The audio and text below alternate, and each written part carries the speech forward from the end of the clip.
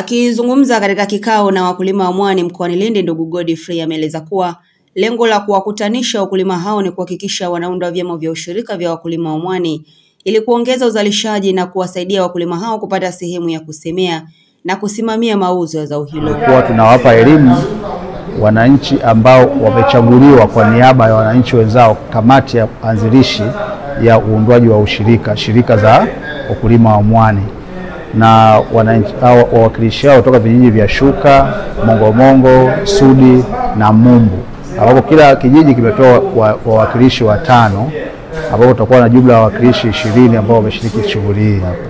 Wakulima wa zao la mwani wameeleza jinsi mradi huo ulivyobadilisha maisha yao kiuchumi na kijamii, huku wengi wao wakifanikiwa kuongeza kipato, kuwalipia watoto ada za shule, kujenga nyumba bora na hata kutumia mwani kama sehemu muhimu ya lishe katika kaya zao. Nilikuwa ninalima kilimo, nilikuwa ninapata tu chakula, labda na pesa tu ndogo za maisha madogo madogo.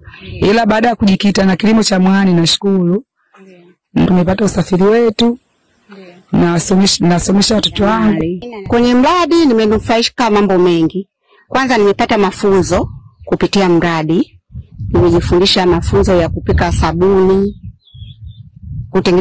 kupika sabuni za maji, kutengeneza sabuni za vipande, mafuta ya mgando, mafuta ya nywele, keki za mwani, juisi za mwani, unga wa mwani ambao ni tiba.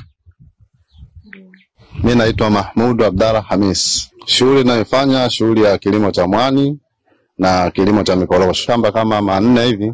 Kila shamba moja linachukua kama kamba 120. Kabla ya kuanza huu mradi maisha yalikuwepo, lakini kidogo baada ya kuanza na huu mradi wa mwani maisha kidogo yamepanda.